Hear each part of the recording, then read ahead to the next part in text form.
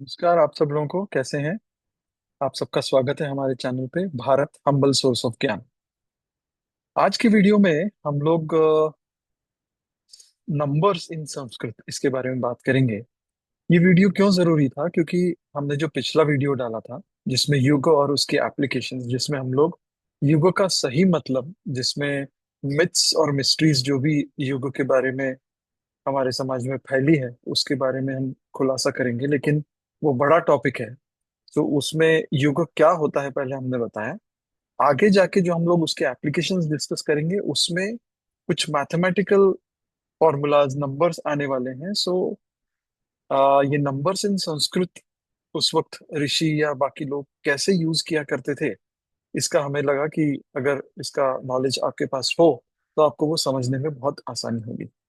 सो आइए चलते हैं हमारे अ, आज के प्रेजेंटेशन की तरफ। एक शुरू करने से पहले बोल देता हूँ कि लाइक सब्सक्राइब करना ना भूलें, और अपने फ्रेंड्स को भी सजेस्ट करते रहें। तो आइए आज के प्रेजेंटेशन के लिए चलते हैं। ये नंबर्स इन संस्कृत जो है वो एक बहुत ही डिफरेंट यूनिक थॉट प्रोसेस के साथ हमारे ऋषि मुनियों ने आ, उसको इजाद किया था।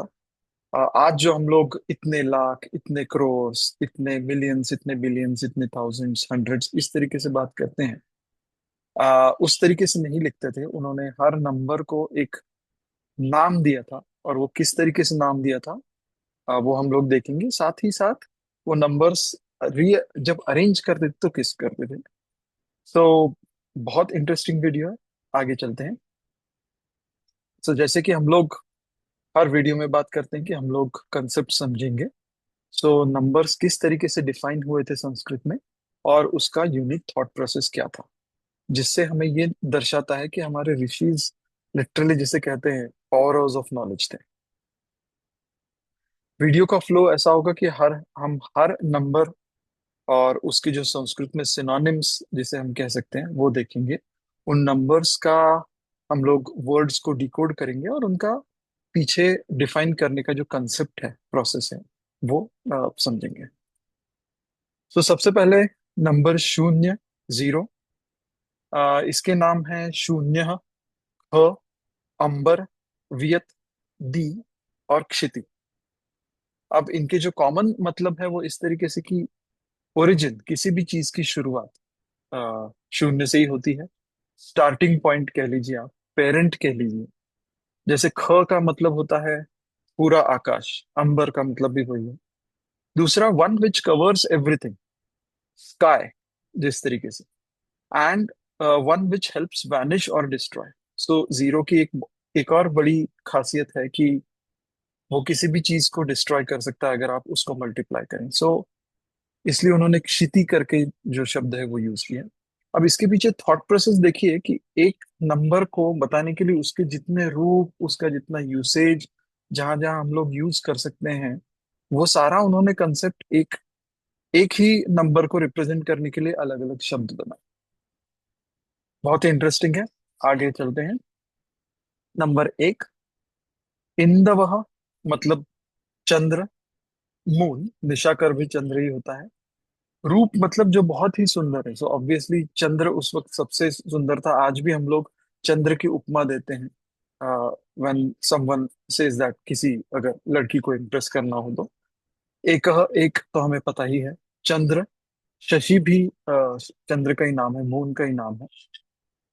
Basically moon, beautiful moon. और इस तरीके से वो लोग ये भी दिखाना चाह रहे थे कि हमें एस्ट्रोनॉमी की समझ इस तरीके से भी है कि अर्थ एक ही ऐसा प्लैनेट है जिसका नेचुरल सैटेलाइट एक है, बाकी इधर नहीं है या एक से ज्यादा है। इस तरीके से हमें दिखता है कि इनकी फिलॉसफी किस तरीके से थी, कॉस्मोस के अंडरस्टैंडिंग किस तरीके से थी, एस्ट्रोनॉमी की अंडरस्टैंडिंग कितनी अच्छी थी।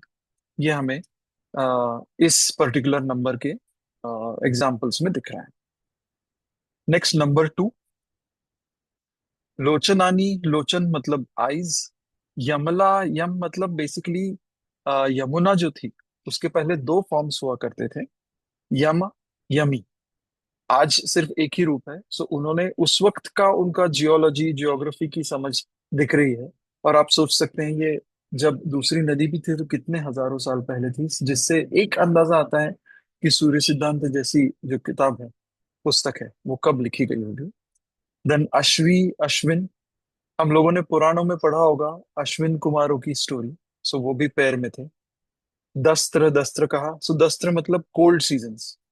हमारे भारत में 6 सीजन्स होते हैं, जिसमें से दो ऐसे हैं जो कोल्ड हैं, हेमंत ऋतु और शिशिर ऋतु। सो वो भी अगेन पेयर में आ गया। अक्षिणी, अक्षी again pair of eyes. So basically जो भी पूरे यूनिवर्स में पेयर में है, उसको वो लोग अलग अलग चीजों से दो को रिप्रेजेंट करने के लिए यूज करते थे। सो अगेन ह्यूमन एनाटॉमी कितनी अच्छे से पता थी, जियोग्राफी देखिए आप, एस्ट्रोनॉमी देखिए। तो लिटरली इन सारी सारी चीजों से पता लग रहा है कि ऋषिज हमारे पावर हाउस ऑफ नॉलेज थे। नंबर 3, त्रि त्र त्र, ये तो हम सबको पता है। बट अग्नि, पावक, ज्वलन, ये जो अग्नि के ही डिफरेंट सिनोनिम्स हैं, उससे ये पता लगता है कि जो फायर इटसेल्फ रिप्रेजेंट्स 3 थिंग्स। इसमें हीट होती है, फ्यूल होता है और ऑक्सीजन होता है। तो ये तीन चीजें जिसमें है वो है फायर। इसलिए उन्होंने फायर को भी तीन को रिप्रेजेंट करने की कोशिश की। इससे ये लगता है कि उनकी फिजिक्स और केमिस्ट्री की समझ कितनी अच्छी थी। साथ ही साथ उन्होंने गुण, ये शब्द यूज किया है। गुण मतलब 3 तरीके के गुण होते हैं। जैसे हम लोग बोलते हैं कोई सत्व गुण वाला पर्सन होता है, कोई रजोगुण वाला पर्सन होता है, और कोई तमस गुण वाला पर्सन होता है। सो इसमें एक तरीके से फिलॉसफी आ गई। तो उनको साइंस, फिलॉसफी, इसकी समझ बहुत ही क्लियर तरीके से यहाँ पर दिख रही है। हुताश का अर्थ भी पावक ही होता है, अग्नि होता है। वहीन मतलब again fuel, anything with respect to fire. आगे चलते हैं। नंबर 4, अब हमने युग का जो वीडियो लास्ट टाइम बनाया था उसमें देखा होगा कि कृत युग के बारे में बात करते हैं। तो युग 4 हैं। सो कृत चौथा युग है, या basically having fourth age ratio. तो इसलिए उन्होंने कृत को 4 यूज किया। वेद हमारे 4 हैं, इसलिए 4 यूज किया। अर्णव सागर, बेसिकली ये इसका मतलब होता है ओशंस। सो अगर आप देखें तो यूनिक ओशंस जो हैं वो हमारे अर्थ पर 4 ही हैं। Pacific ocean, Indian ocean, Atlantic ocean and Arctic ocean. So इससे हमें ये दिखता है कि ज्योग्राफी की समझ तो थी ही, एस्ट्रोनॉमी की समझ थी जिसमें उन्होंने युग वगैरह डिफाइन किए थे उसके एप्लीकेशंस के लिए, और फिलोसॉफिकली भी, जिसमें वेदों में हमारी फिलोसॉफी है, ट्रेडिशंस है। So basically time period, ancient text, everything in लोगों को उसमें अच्छी खासी नॉलेज थी। नंबर 5, पंच, ये हम लोगों ने देखा होगा। अब तत्व हो गया। तत्व मतलब बेसिकली हमारे जो पंच तत्व हम कहते हैं उसका ये लोग बात कर रहे हैं इसमें। देन जो हमारी लिविंग बॉडी जिससे बनी है, और बाकी जो अर्थ है जिससे 5 डिफरेंट विषय या अर्थ या मार्गणा, ये सारे 5 शब्द की तरफ इशारा कर रहे हैं basically. And all of these relate to the पंच तत्व बेसिकली। देन नंबर 6 आता है षट। षट कहा, ये आप लोगों ने सुना होगा, जैसा हमारा संस्कृत में बात करते हैं। बट अर्थ हो गया, ऋतु हो गया, ये सीजन्स, नंबर ऑफ सीजन्स कितने हैं हमारे। वसंत ऋतु, ग्रीष्म ऋतु, वर्षा ऋतु, शरद ऋतु, हेमंत ऋतु और शिशिर ऋतु। ऐसे 6 ऋतु हैं भारत, इंडिया, इस कंट्री में।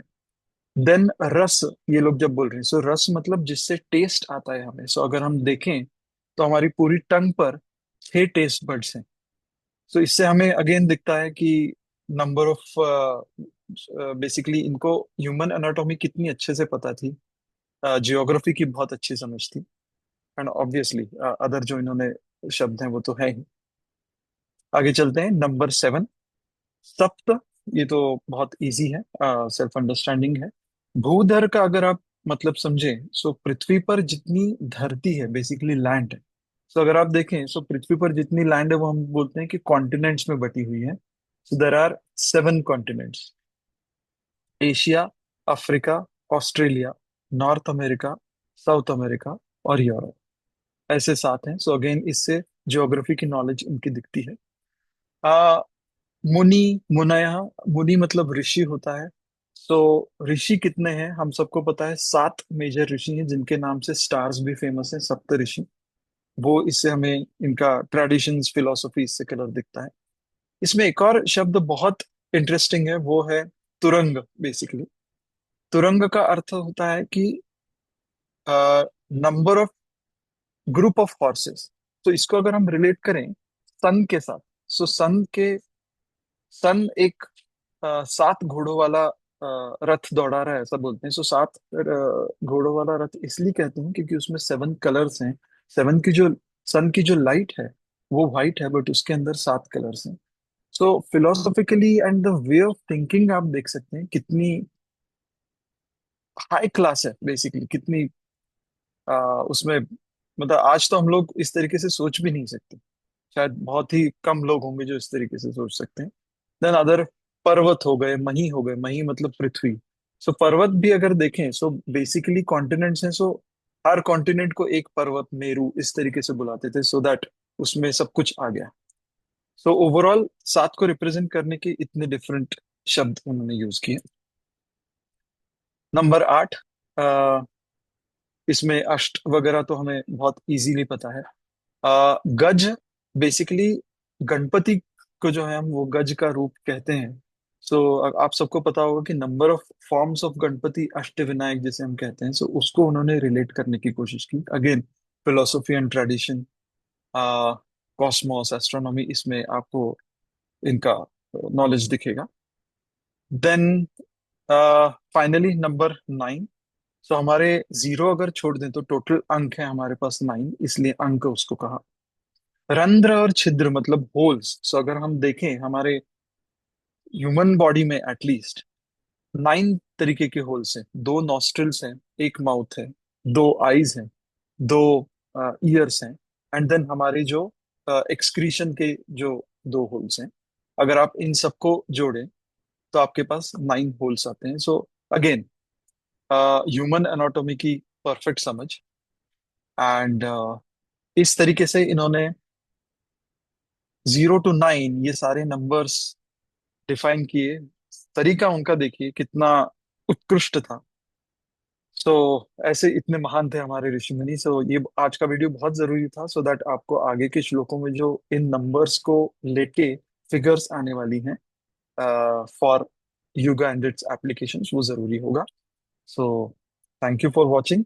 आप सबको अगर पसंद आ रहा हो तो चैनल पर बने रहें, और हमें इसी तरीके से सपोर्ट करें, फ्रेंड्स को शेयर करें, सो दैट भारत की जो नॉलेज है वो सबके साथ पहुंच सकेगी। धन्यवाद। आप सबका दिन शुभ रहे। Thank you.